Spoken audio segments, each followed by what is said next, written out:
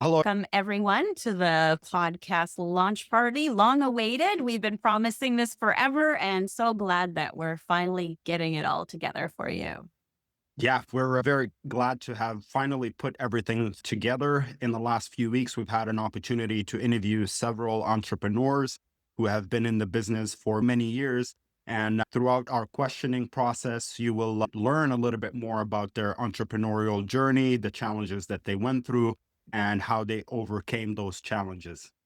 Yeah, for sure. I think, and it's really great to hear from other entrepreneurs because obviously it's inspiring, but you learn through their mistakes and stuff. And some of the themes that today we're going to cover are knowing when it's time to quit your job, how to keep your business making money when life gets in the way, effectively managing your time to choose for your chosen lifestyle, which is a really big theme to the podcast, right? We're calling this lifestyle self-made, and that's the beauty of online business, that you get to choose what your life looks like and how your business looks as well, and how those things can work together. We also talk about today of starting over and creating a business that fits you perfectly and manifesting what you want in life and business. So there are also prizes.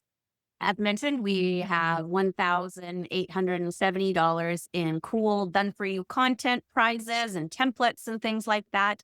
And just so you know, this is actually you're watching a recording. We are in the chat with you right now, and we'll be doing all the prize giveaways in the chat. So you need to be keeping an eye on the chat, but also listening, because the prize giveaways will depend on listening to our various speakers. So what we have today, I don't know if you said, Yusuf. So what we're doing is we do have these seven great initial podcast guests. And what we're going to watch today is just one clip from each of those, so you can see what's coming up in the next couple of months. And the podcast will be releasing a new interview each week. But this is just a little glimpse. And I think there's lots of great wisdom in what you're going to hear. And we're super excited to be here with you guys. Yeah. So, do you want to just dive straight into it and watch the I think clip? so. Why don't we get into our first guest? Yeah. All right. So the first guest is Ty Cohen, who is an accomplished internet marketer, personal development coach, mentor, internationally known speaker. He has made over $50 million in personal sales. And in this clip, he's going to talk about how he got started with entrepreneurship and his first entrepreneurial journey or experience, and then also the uncertainty in business and the uncertainty with job security and when to take a leap of faith and quitting your job. So let's watch that clip right now. What brought you to entrepreneurship? Good question. I just wanted more. And I knew that having a 9 to 5, I worked really hard. I had one real job in life and I worked really hard at that job and it didn't really move the needle much. And I said, look, if I want to do some things, meaning live in a different environment, drive a different type of car, have a different type of home, eat on the other side of a menu, go to different types of restaurants, travel to different places. The 9 to 5 that I had, which was a good one at that time by standards, still wasn't gonna get me there. So, that was it.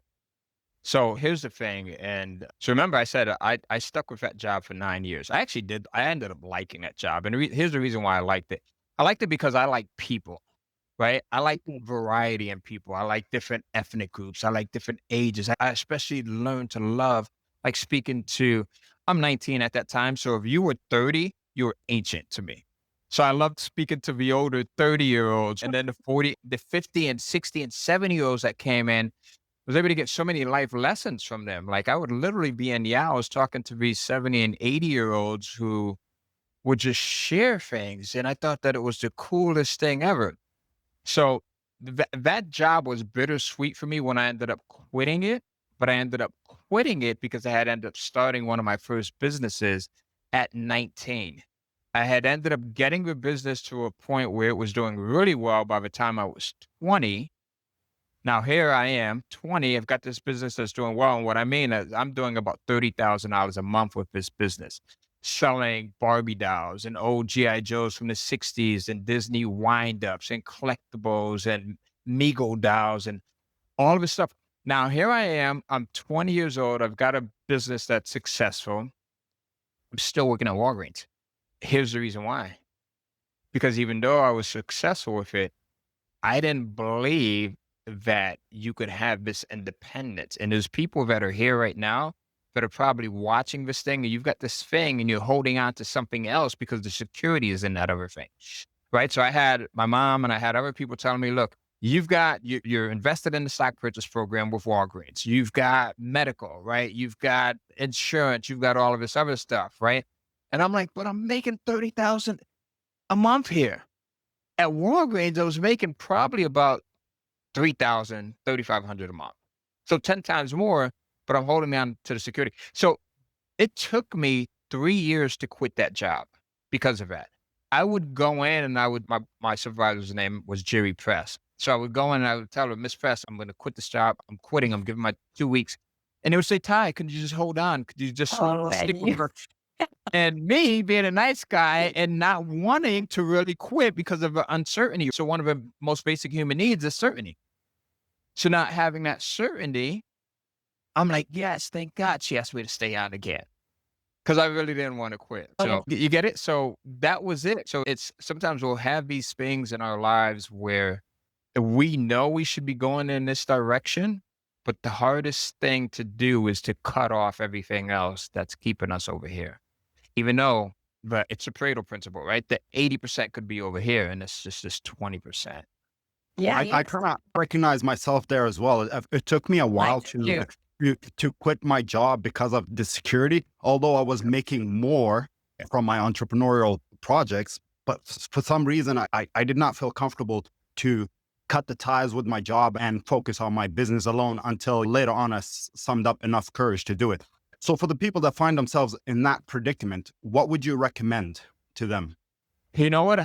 I would actually really listen to your heart. I would listen to your heart because Steve Jobs used to talk about this, right? It never lies, it never fails you.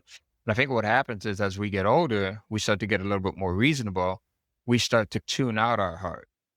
But if you listen to, there's times when I know I should have left and I'm listening to my heart in a sense of, but they need me. There's no one else that can do the job as well as I can here, right? The same battles that we have as entrepreneurs. I can't hire someone because there's no one else that can do it as well as I can, right? They're not going to.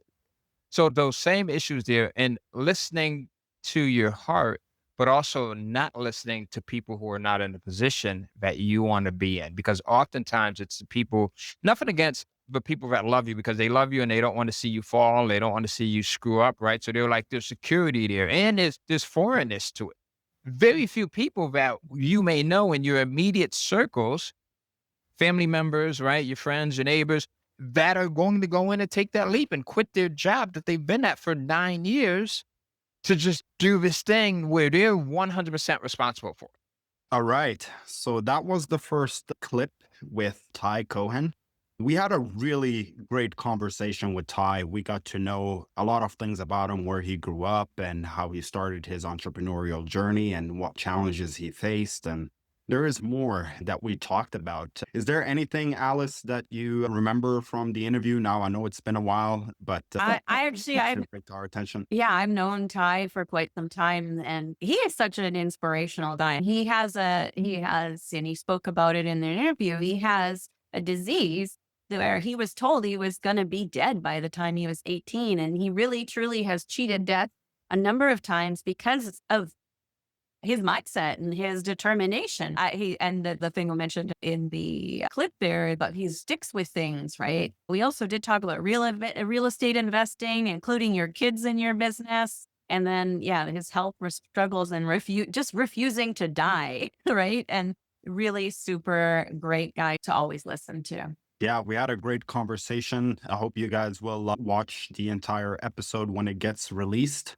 So we will move on to our next podcast guest, who is a very special person to me, one of my first online friends from 2000, and it's Kelly McCausey. And I think many people probably here know her. She's a mindset coach, a podcast pioneer, which is something we talked about in the interview. And not in this clip, and also a Twitch streaming grandmother, a former foster mom. But this particular clip is about keeping your business making money when life gets in the way, which happens to all of us, right?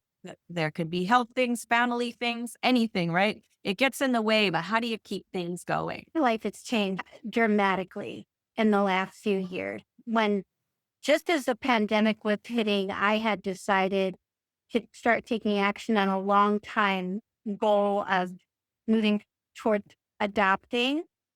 And I became a foster parent and fostered 3 different teenage girls over the course of a year and a half.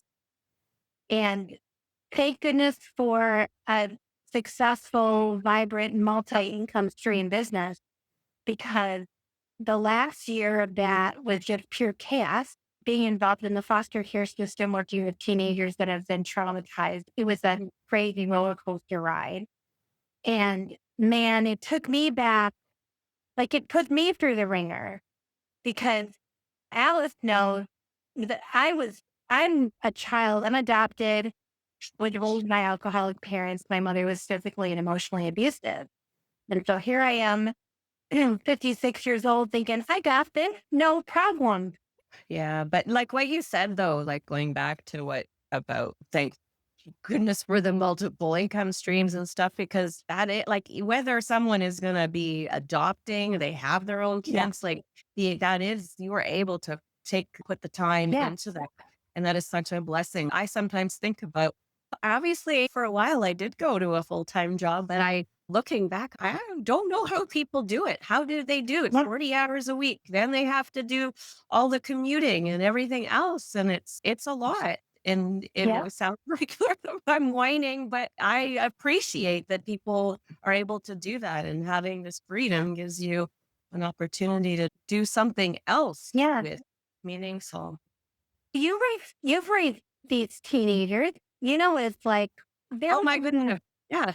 there was a good 3 months where I had no control over my days. Like I was constantly being called to the schools. If it wasn't one school, it was the other school. It was just, there was always another appointment to go to, and just managing the chaos all the time, that I could, I was just so grateful that I could dial back what I needed to do on a day-to-day basis, Yeah. and make really laser targeted decisions about when I was going to make time to work, had to be focused on money.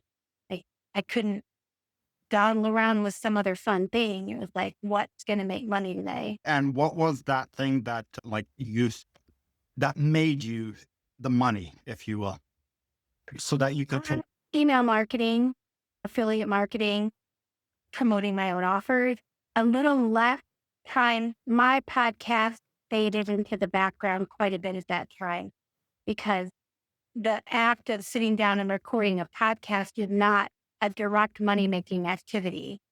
Yeah. It supports my business, it builds my community, creates connection, but it's not a direct financial paycheck. Definitely. So I had to focus on, what can I promote today? What buy button can I publish today? I can't remember now. I was just listening that if I mentioned Kelly is actually, I said I've known her for a long time, but she's actually a former business partner. And one thing I love about her also, which you will see in the full interview, is how she really cheers people on. And my favorite part, I think, of the interview is about hearing about her Twitch adventures and making a difference to young people. So maybe if some of our visitors here today are a little bit older and don't know what Twitch is, I only know because of my kids. It's generally a streaming platform for video games, right? Kelly is like a granny who does these Twitch streams, and she has this game she loves, but she struggled to play it, and she'll tell you more about it. But she's built this community of people who see her as this grandmother figure. So I thought that was really cool, like a way. And she also makes a little bit of money doing it at the same time. Yeah. Yeah, what I find interesting about that is that it like during the interviews she alluded to as if it was like an accidental thing. She didn't want to become that grandma that plays video games, but it was like accidentally, it was an opportunity that came up and she took advantage of it, and she became popular in that sense. And she's been around in business for a very long period of time, so she's got a lot of experience to share with you. Alice mentioned that she was her business partner in the past.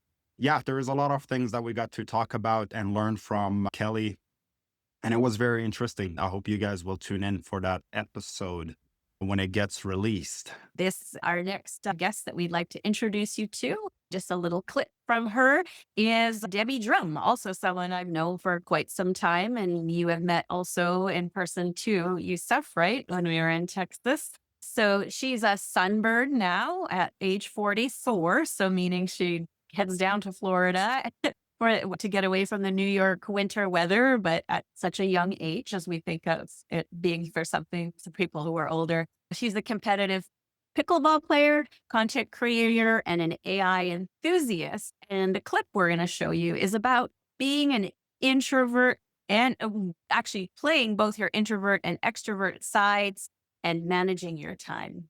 But we're also very relatable in the sense where we're comfortable being introverts, but we can be extroverts. And I follow this woman. She's a great business person. Her name is Carrie Sanchez. I just follow her on YouTube.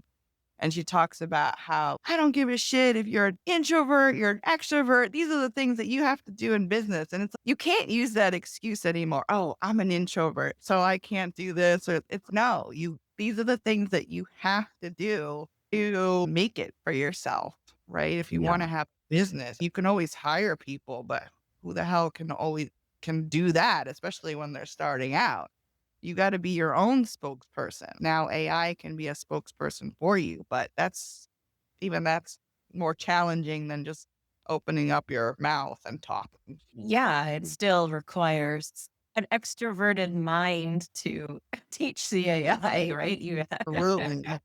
I'll find out that being an introvert and extrovert it's like an engine. You can turn it on and off whenever you want to, right? So but obviously there are ways that you can do to train yourselves to be like more of an extroverted person. I'm naturally more introverted. I like to be by myself and all that stuff. But from time to time, I have to step out of my comfort zone in order to do certain things that I don't like to do. And when you do it more often, it becomes more natural. Like doing like the podcast.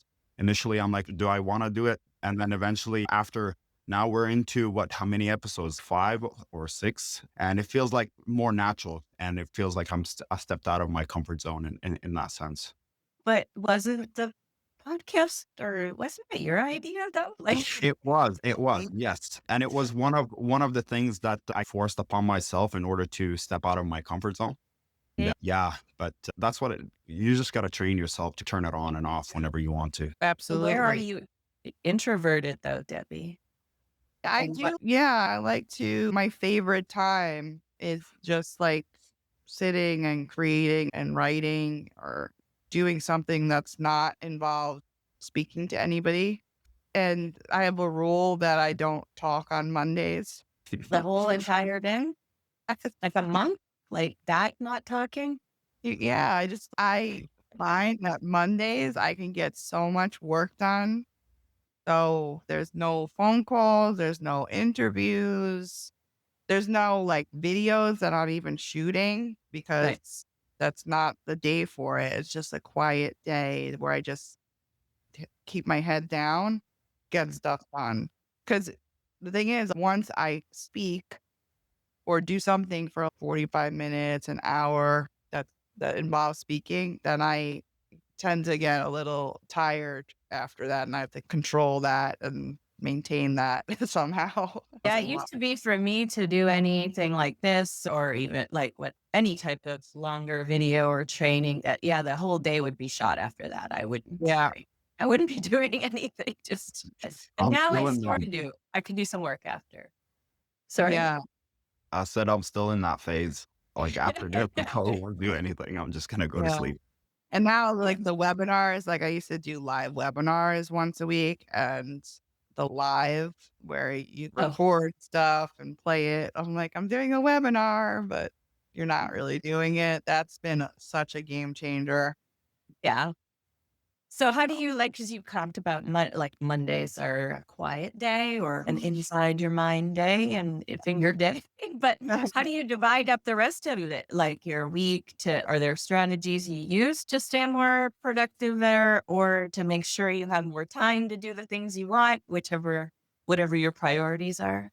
Yeah, usually if I have a project going on, I like to spend about an hour a day of zoning in on that project. I tend to not like to rush projects, so I don't like to say, "Oh, I'm building this and it's going to be ready next week." I give myself enough time, but I also feel like sometimes I could push myself more and get stuff done quicker, but I there's no reason for me to rush anymore, which is nice.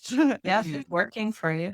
But when you Yeah. say like you give yourself more time, do you still give yourself a deadline, but you just give yourself a longer one, or do you leave it open-ended? Okay. A longer deadline and a realistic one too. One of the things that I just hate doing is rushing through anything, and there's just no point to it. So that was the third clip, and Alice is going to talk a little bit about it. Yes. Debbie actually became a good friend of mine after meeting her at a conference. And you'll definitely see why as we talk to her more in the full interview. She's fun. She's a hard worker and has a great outlook on life and business. And I really think I know a lot of people, I'm the kind of person who sets like a shorter deadline because I work well with that. And sometimes I force Yusuf to do that too. And he's more like Debbie where he wants more time. But I think a lot of people are like how Debbie is and says like you still have to be firm with yourself, right? And give yourself more time because we do have a lot of people who don't like to rush things. I know maybe some people watching here, we have retirees who are looking for a new income stream. So they're not necessarily wanting to go all the time. So I think those words from Debbie were pretty helpful, right? Yeah, what I liked about like this part of the clip is that, or what I've also learned, and I'm trying to implement it. Sometimes it's good to have like quiet days where you don't actually plan anything, or even if you plan to work, then that work it does not entail communicating with other people. You just do basically the work that you need to do by yourself. Because through talking to other people and stuff like that, you do actually burn a lot of energy, and it does deplete your social what do you call it, like your social energy, if you will. So that's one of the things that I decided to somewhat implement. Now it's only being implemented on Sundays where I don't interact with people or try not to interact with people, but it does get hard sometimes. But in this interview, we talked about everything stemming from her entrepreneurial journey, her hobbies, playing pickleball, AI, and how it has Yeah, helped her let's not talk business. about AI. Yeah. Yeah, and then scheduling and how she schedules her work schedule and all that stuff. So there is a lot of information that you guys, including us actually, that we have found valuable and you might find valuable as well. And I hope that you will be tuning in to the episode once it gets released. We're going to talk with the next guest, and they have an opposing view about AI. And I think the balance of both is very interesting. And I think both are very valid. So I think that will be great. I don't believe the clip shows that, but in the full interview. But anyway, Exactly. just giving a little bit of a preview.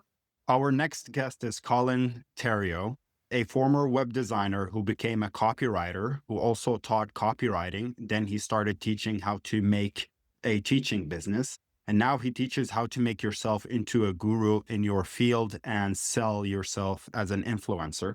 In this clip, he's going to talk about his journey he's going to be talking about his journey from going from being a web programmer to becoming a copywriter and the challenges that he experienced in his entrepreneurial journeys.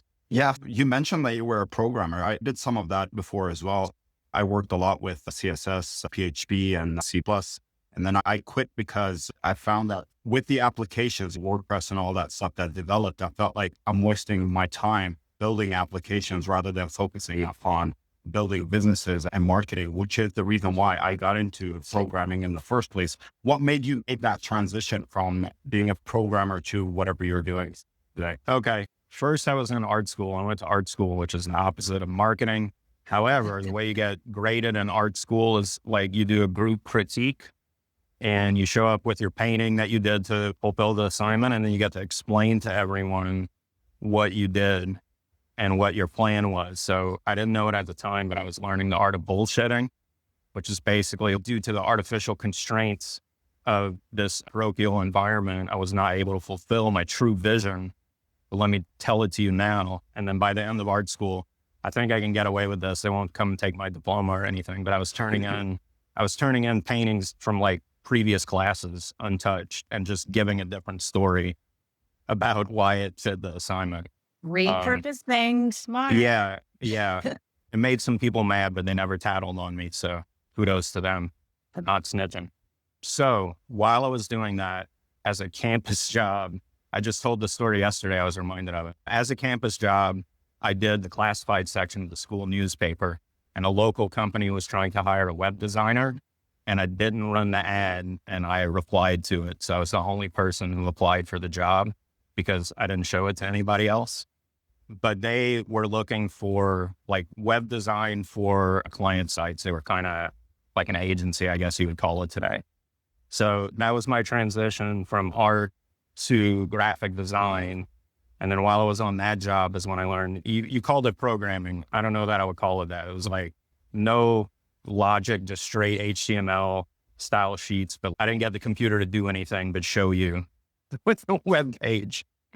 So I did that for a while. That carried through my career until I was doing web design at a marketing company, and the copywriter got sick. And I volunteered to help out. And my boss at the time, Andy Jenkins, rest in peace, he said, do you like doing this? And I said, Andy, it's better than illegally wiring your rental house so we can work from it as a startup. And he said, great. So you're hired. You're the chief marketing copywriter now. So get good at it. And then that company had, I guess you would call it a business divorce, where like the two guys who co-owned it did not like each other anymore and split apart. And in that, I left also. And that's the start of my freelance copywriting career. And at that point, to circle all the way back to your question, when did you decide to move past doing that stuff? I knew when I left there, I would give myself some time. I talked it over with my wife to see, like, the revelation I had is like, for these two guys, I'm writing drafts, at least drafts of all of their copy, and they're selling millions of dollars worth of stuff. The only thing they have that I don't have is people know who they are. I'm doing the writing. I'm putting the buy button on it. So let me set about manufacturing that for myself, and I'll give myself like 5 years or whatever. It's been 15 now. And that's what I set out to do, is like leverage copywriting as a way to turn myself into an influential seller where people buy based on my recommendation and not because I wrote a 20-page sales letter or whatever.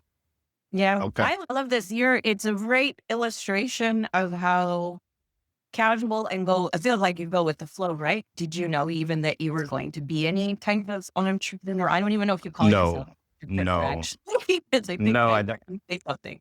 Yeah, I consider myself as self-employed, and I've waffled with it over the years, but I consider basically what I live as like the life of an artist. So I work on the things that I want to work on. I have patrons who pay me to create those things by request, or I mostly make a lot of things that are the things that I feel like I want to make. And they are in the vein of things I've been interested in my whole life. So like trickery and persuasion and psychology, and even the artistic aspects of advertising are all things that I liked before I ever got into marketing. So I'm very fortunate that making that stuff at will is how I make my living. So when you made that transition by accident or whatever you want to call it to on your own, how was it in the beginning? Was it tough, easy, or did you have any? Yeah, just walk through that feeling. I was super fortunate and privileged at the beginning of my freelancing career, because I mentioned my boss, Andy Jenkins, who, when he left that company we were at together, it was called Stompernet, he had to do his own thing as well. And I was already his copywriter. Like I was already writing things in his voice because he had been the voice of the publications in the previous company. So he hired me right away to do his next launch that he had to do because he didn't have a job anymore. Neither did I. We worked together on that. I can't remember if he did Video Boss or Kajabi first, but he helped launch the first version of Kajabi at the time. And I helped with writing both of those. But he not only hired me, but referred me out as like the open secret. Now this guy is available. He was the writer for Stompernet. And he, without asking me, told people how much I charged, which was way more than what I would have asked for myself. So that was the kind of guy he was. He's a controversial figure. People got opinions about him. I can't say a bad word because he was so generous to me for no real reason that he had to. So to that end, I was very privileged to get those referrals. And again, my game was, I'm not doing this to have a long copywriting career. I am doing this to very quickly build up a reputation for myself. So name recognition. And to that end, I took on projects that I knew I could brag about and people would recognize in the space. And the way I met Alice was through speaking at marketing events. And that's how I got into speaking at marketing events, is because I wasn't just a random copywriter. I was the guy who wrote this launch and that launch, and other speakers were my clients. Through the luck of copywriters normally being shy and me being positioned on purpose to weasel my way onto stage, that kind of blew up the early part of my career. And really my freelancing career was from, I quit StomperNet in August of 2009. And I quote unquote retired from writing copy for clients to run the Cult of Copy full time in September 2012. So from 2009 to 2012 is the only time period where I was taking on clients. So that was the clip from the interview with Colin. And we had a really great interview. We discussed a lot of topics ranging from AI and its impacts on artists as well as copywriters. Just like Alice mentioned earlier, unlike Debbie, who had a positive way of viewing AI, Colin had a more of a negative view of AI, as he does not appreciate how it harms the hardworking artist, right? And he also does not like how it leave you out with that connectivity with actually a real person. When you have a piece of art or a piece of a copyright letter or whatever written by AI, sometimes it lacks that human element, and he will dive deeper into it in your interview. Yeah, his arguments are quite deep, actually. And I found we're just talking about the surface stuff, but it was very interesting to hear his perspective. Yeah. I think I was a little bit more positive about AI until I talked to Colin, and then that changed me up a little bit. Yeah. Because it offered me some different perspective. Now I'm getting the perspective of an artist. As an entrepreneur, I like it because maybe it does help me as an assistant to create certain things. But as somebody that actually a copywriter, or an artist, they might see it as differently. But also, just as a side note, I know I'm getting off topic here. I met an artist not long ago, and he said actually AI helped increase the value of human art, which is also an interesting topic. It's because there are so many pieces of arts that are being scattered around the world now, being made by AI. There are a lot of people out there looking for something that is actually being made by humans. And because of it, even contemporary art has gone up in value as well, because it's becoming it was already scarce, but it's just an element to it. And I think that as an artist like that, you have to learn to leverage that to make I don't think in and of itself that the art is becoming more valuable, but he's probably figuring out how to leverage the fact that he's doing real art. And that's what I really liked about Colin's interview too, is that he's, even in that little clip, he talks about how he leveraged everything that happened for himself and I think a lot of people will relate to him as well. He doesn't consider himself an entrepreneur, more like self-employed, and he goes with the flow and but he's very smart and pays attention to things and takes the opportunities that are presented to him, but also has this very relaxed schedule. He was at the pub having a beer with us when he was talking. And he likes to go there. Somebody reads books in the pub, and that's not at that time. But I just see he posts a lot onto social media. People should follow him as well because he posts a lot of great copywriting tips. Yeah, I love the interview. Yeah, definitely. As a copywriter and also an avid reader, we even asked him what type of books that he read, and I wrote those down. Yeah, and what he would recommend. I think, if I'm not mistaken, okay, just wait for the interview. We can move on to our next guest that we wanted to introduce you to, a very interesting person who's gone through a lot of transformation in his life and business.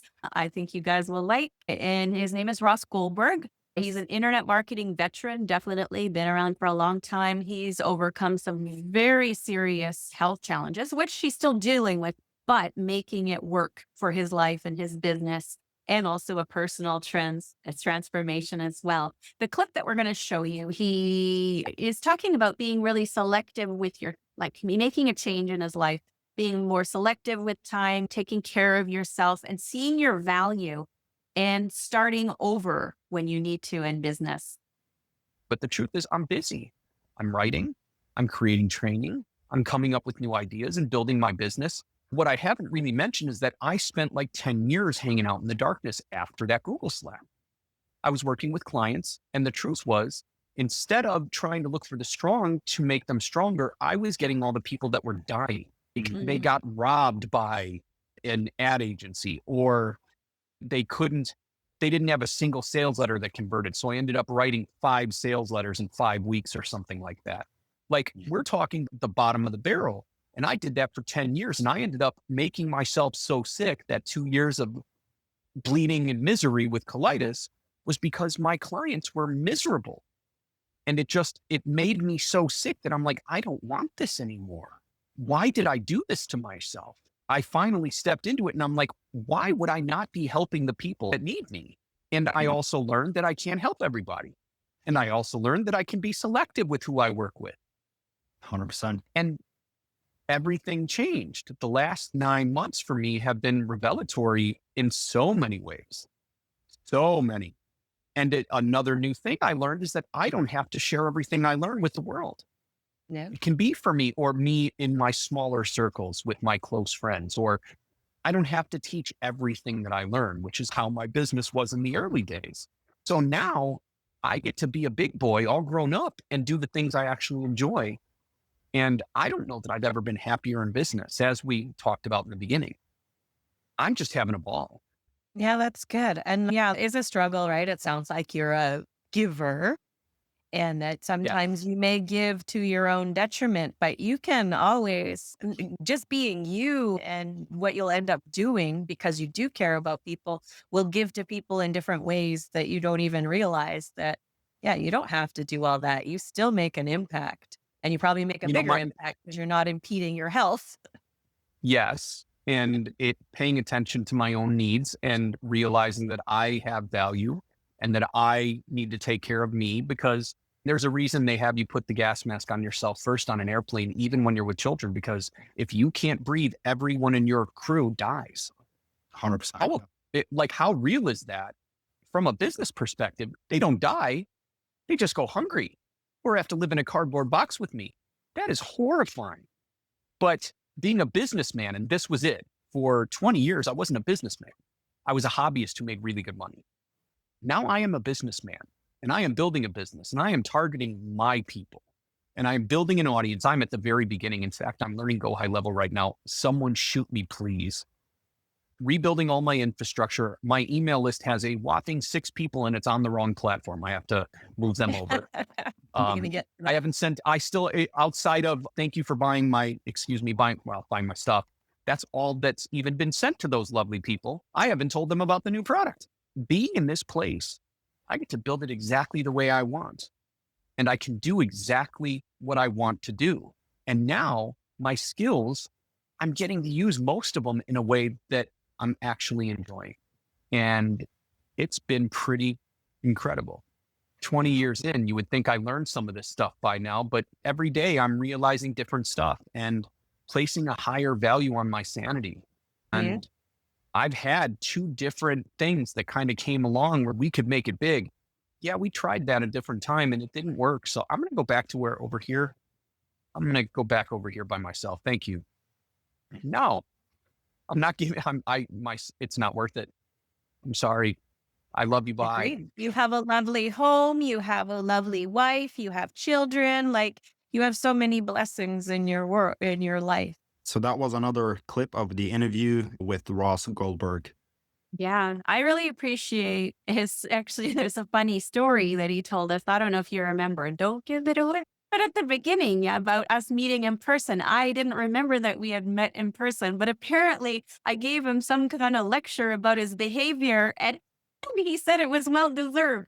I thought that was funny. But we did talk about a lot of things, including dealing with algorithms, the problems with people pleasing, which was touched on there, trial and error learning, and also his military service, which ended up causing him is part of the reason that he suffered for with some health issues. So it was really good to hear from him.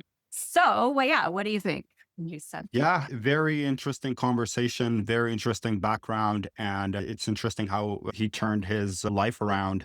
And also, what I take away from this one is that he said he's been 20 years in business, but he's still learning, right? So sometimes it feels everything is new, which is true. In business, things do evolve, things do come. In new technology, new inventions, artificial intelligence, you don't know how it's going to impact your business. Is it going to elevate it or not?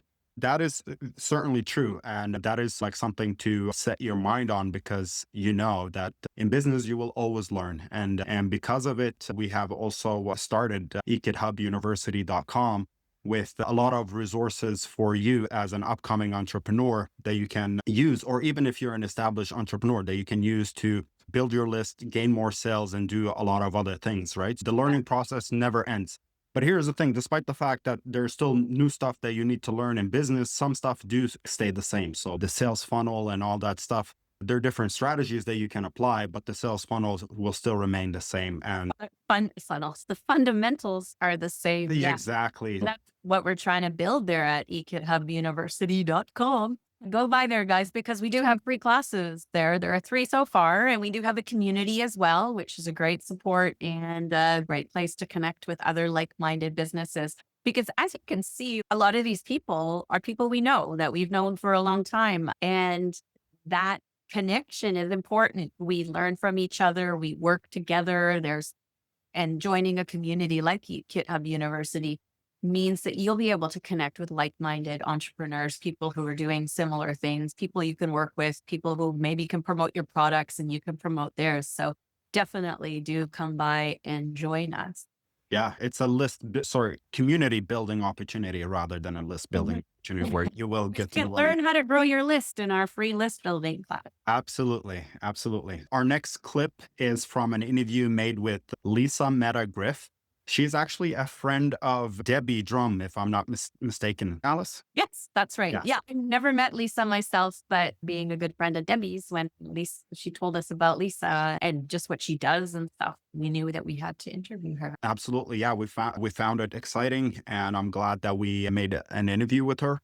Who is Lisa? She's the founder of Metamorphs, headquartered in New York City, operating globally. Through her own journey to heal addiction, obsessive thinking, and master her mind, she created the Science of Change, a process for people who feel stuck and want to break through negative thinking into positive action to live life full of fun, abundance, and ease. In this clip that I'm going to show you, Lisa is sharing one of her favorite manifestation hacks and how you can actually use it in business. Yeah. What's your favorite manifestation hack, if you don't mind sharing that with us? Yeah, we got him so ready. I was right before this call, I was thinking about which one I wanted to share. If you asked me that.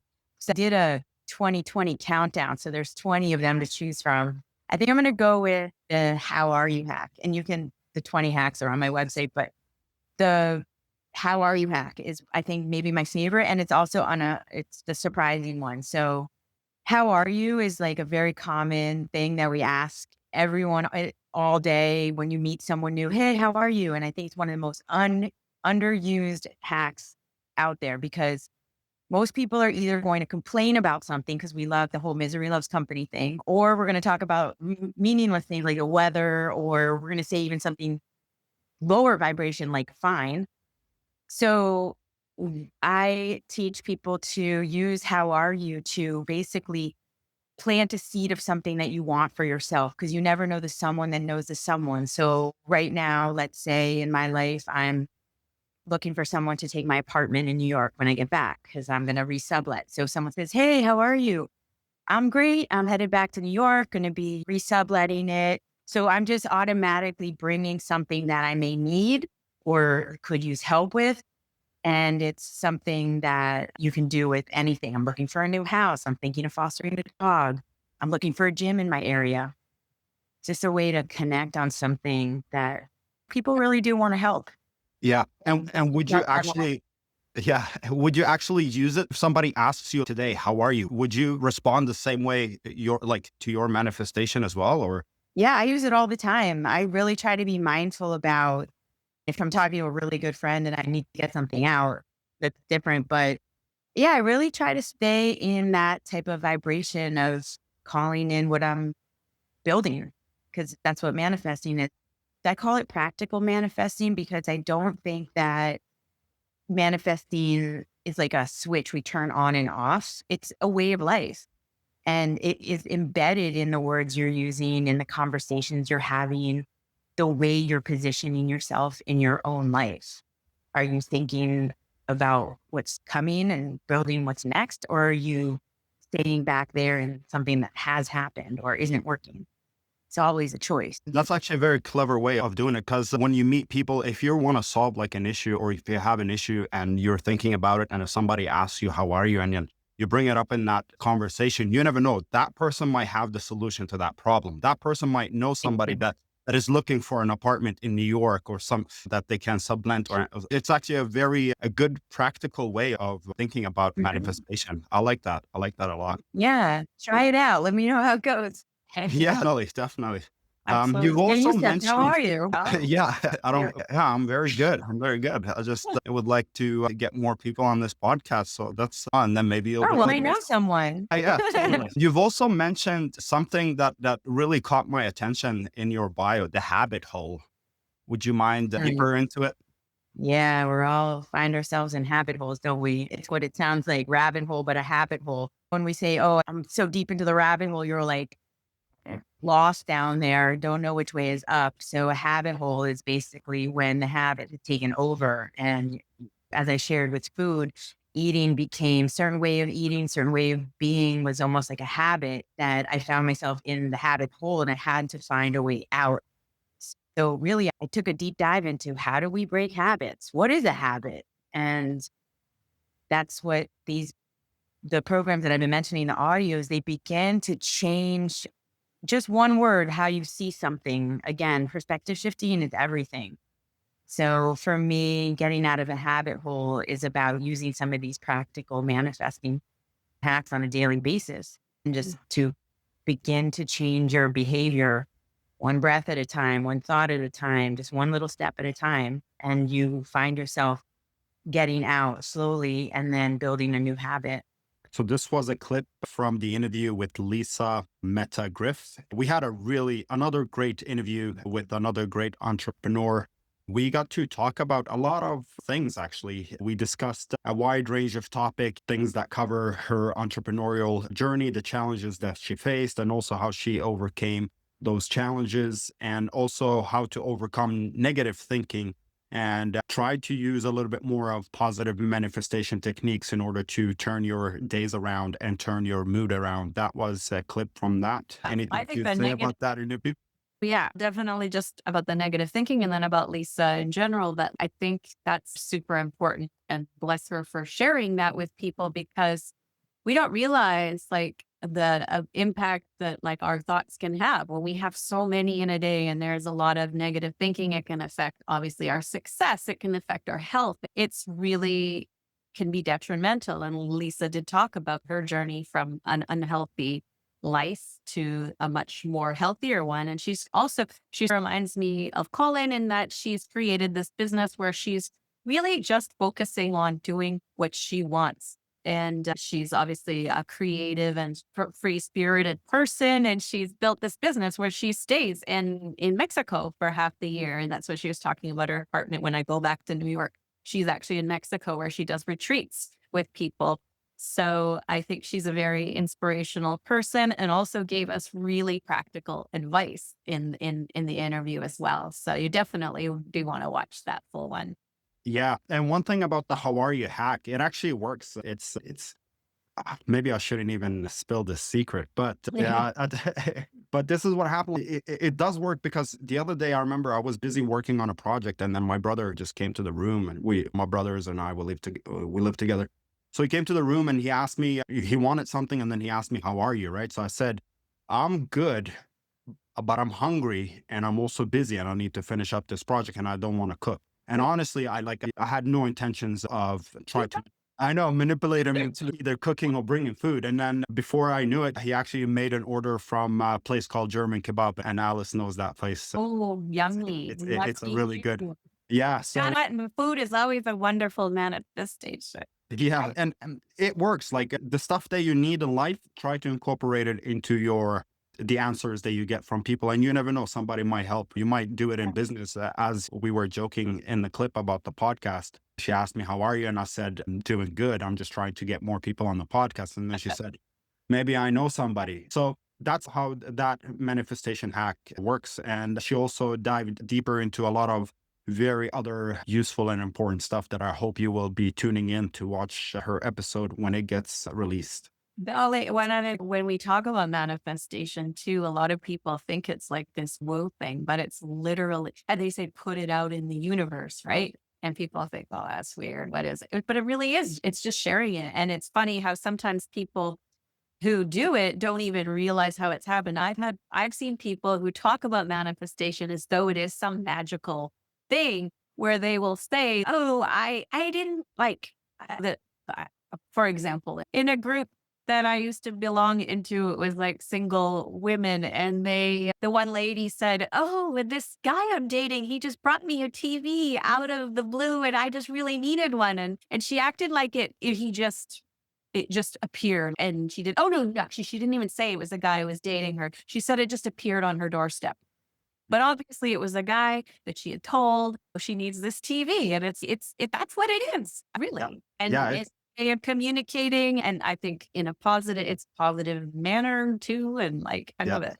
yeah. No, definitely put your thoughts out there and then see who will receive them and perhaps do something on your behalf. Did wonder though, your example when you said I'm good, but, and it's negative, and I wonder, but it still worked. Oh yeah. I don't know enough about I'm, manifestation. I'm having a problem. I'm having a problem with the use of negative words when I'm not actually being negative. Teachers try to change it all the time. Back in the day, they're like, when you say but, then it means whatever is coming is negative. I'm like, Right. not when I speak. When I say but, that means I'm just adding another point. I'm just trying Yeah. to put things in Yeah. chronological. And that was another thing Lisa talked about is the words we use. And I think it does make a difference. Yeah. My case, it might have to do with being or English being my third language. So that could be one thing. Either way, we talked enough about us and about the clip, and we hope that you will be tuning in right now. More Yeah, we have one an more. interview with a great, inspiring, I was going to say young lady. I mean, she is young. Maybe. But a lot of people I think will know. But also just wanted to say, so if it wasn't clear, that these are all interviews that are going to be published over the next few weeks. So you can join us on Wednesdays at the same time over the next few weeks, and we will announce the schedule and all that. And we hope that you'll join us, and we'll have a little giveaway at each one that you won't want to miss. So next up is, and final interview for today, and then we'll have a little chat afterwards, but is Becky Beach. And many of you will know her as printables expert, former web developer. She's a go-getter and also a competitive chorus member, which I thought was pretty cool. And the clip we're going to watch is about her coming out on top despite a little more rough upbringing and some mental health issues. And she talks about taking time for self-care and pursuing other pursuits and helping the community. You also mentioned like your own upbringing and stuff too. Like, how do you find, I'm sure that was challenging, right? To break free from that and be a different kind of parent. And do you think like your entrepreneurship, being around for your son, has helped you do that? Or what kind of thoughts do you have about that? Yes, I was working 6-hour weeks and was interfering with my mental health. I suffer from a mental disability called bipolar. It was really getting me stressed out at work, and because it's working 6-hour weeks. But I've always been very high functioning. Like I take medicine and I have no symptoms really of that. And so I've just been working really hard, and I've noticed my mental health. There were some days where I couldn't get out of bed. Like I was unable to focus. So I knew this was like going to be a problem. So I thought I just need to do something for myself. I can't keep working these stressful jobs, because my mother also had a stressful job. She was a fashion designer and she worked for like a really like big bridal company. And I remember she was always stressed out and worked long hours. And then that interfered with her mental health and she developed schizophrenia. And then Oh, she could no longer work. Yeah. oh wow. Yeah, I'm sorry. Yeah, you have to take care of yourself and there are so many challenges. And that's what I find about entrepreneurship too. There are mental health struggles in my own home too. And to be there, be able to be there for my kids and stuff. So that, and also my own in the past few years. And I think a lot of people, a lot of more anxiety in a lot of us in the environment we live in and stuff. So being able to have time to take care of yourself, to take care of your home, to take care of your family and to appreciate all you have. Yeah. So good. Oh, yeah. It's so super important to care for your mental health. I got to do a day of self care each week. Like on Fridays, I'll usually go get my nails done. I like to get really pretty nails and then I'll get my hair. I'm due to get my hair done. I need to get my bangs recut, my hair colored. I'm starting to get gray. But you need to do some self care at least like once a week to recharge your batteries or you'll get stressed out. Yeah. Yeah. Has your business allowed you to pursue any other goals in life? Or is there anything exciting that you still would like to do and you think that your business will allow you to do it in the future? I'm also singing in a chorus. Like I started doing that last year. I've always been a lover of singing. Like I sang in musicals in high school, and now I get to sing in a chorus. And we're going to go to a competition next month, and there'll be no way I could get off work to go to there because a lot of the women in the chorus are like retired, or maybe they're like can get off work. Of course, probably they can, but remember the jobs I had, I could only get off like 2 weeks at a time. Now I can pursue these other hobbies I've always wanted to pursue. Yeah, I think that's so great. And I think a lot of the people that we want to interview on this podcast are people who have these other cool things that they have going on in their lives that they're able to do because they're entrepreneurs. A lot of them are helping out in their communities and what you're doing is great for the community too. It's arts, it's important. So it's great that you're able to do that. Yeah, and we perform at a lot of senior homes and like hospitals. Do a lot of community outreach. Oh, nice. That's That's so nice. wonderful. And is it all in the Dallas area or do you guys get to travel as well? Oh, yes, we're traveling to Houston next month, and I just came back from a retreat in North Texas. Okay, nice. Like I was there over the weekend, and there'd be no way I could take off so much work to do these things for my hobby. Definitely being a self-entrepreneur gives you a lot of time and freedom to do whatever you want. And that's what we're encouraging people to do with what we're doing. And I believe you do as well. All right. That was another clip from another interview that we made with Becky Beach. Yes. I love Becky, and she really stands out as somebody who will experiment and also is really rightly proud of her accomplishments. And she shares a lot. I think that inspires other people. She is also a very talented designer and marketer and someone definitely to pay attention to. So we had a nice conversation with her for sure too, that you're going to want to learn more about, especially for our printable sellers and things like that, that you'll find it inspirational. She shared about how she came to quit her job as well. She's a very hard worker like Ty, and maybe did that little balance as well, where she maybe stayed in her job a little longer, but she definitely did take that leap. Yeah. So that was actually a question that we asked a lot of entrepreneurs, how long it took them to actually quit their job and was it by accident or not? Simply because, as I mentioned earlier, or a little bit briefly, one of the toughest things as an entrepreneur is actually know when to walk away from your job, from the actual job, like when you first get started. So that's why we keep on asking people how they made that transition. I believe when it comes to Becky, if I remember correctly, she was working at, I think, if I'm not mistaken, either marketer or an accountant for an airline. Web designer. A web designer. I believe it was an airline. Yeah, a web designer for an airline. So I'm sorry, we've interviewed a lot of people on that. And this was actually the first interview that was conducted more than 6 weeks ago. So I'm a little bit of the information is not there. But either way, a wonderful interview. We got to know a lot of stuff about her, and I hope that you will be tuning in to watch the full episode. But also, as we wrap up, we wanted to, if you joined us and you just found us on YouTube, our podcast website is lifestyleselfmade.com, and you can sign up for updates there.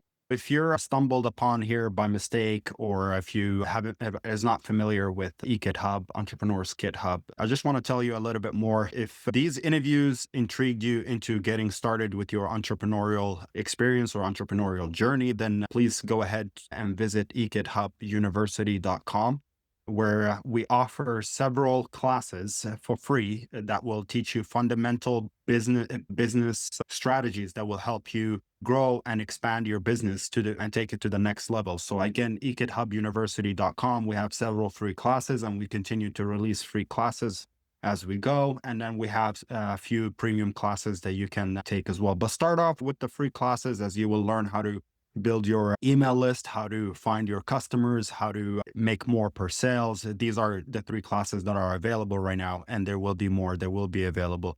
And make sure to sign up as soon as possible for those classes, because we are actually intending to, at some point, make them paid classes rather than free class. I would encourage you to take this opportunity to go to ekithubuniversity.com and start your journey, and also join the community that we have over there. It's called the Q&A brainstorming community, where you can engage with the thousands of other members in the community for free, where you can share your thoughts, share your ideas, and get to know people. You can start your own profile, your own page, write a little bit more about yourselves to encourage other people to get to know you, and then perhaps find somebody in the community that you can work with, whether on an affiliate level, they market your own product, or at a business partner level, where you partner up with the person to start a business, the same way Alice and I have done. So these are some of the things that you can do, and you can do it perfectly when you are in a community with like-minded people. And the community that we're building is for entrepreneurs with beginners, advanced, and intermediary levels. We literally cover everything, and I hope you will take the opportunity to join us there. So ekithubuniversity.com. Yeah. And I wanted to briefly mention too, because it will tie into the podcast. So again, we'll be meeting again for our first episode. Did we decide who we're gonna be next? Are we gonna share Ty's interview? Is that correct? Yeah, so we're definitely gonna start with the Ty's interview, and then we're gonna work our way down. So, yeah. Thank you guys for joining us, and we'll see you next time. Sweet. Bye-bye. Bye.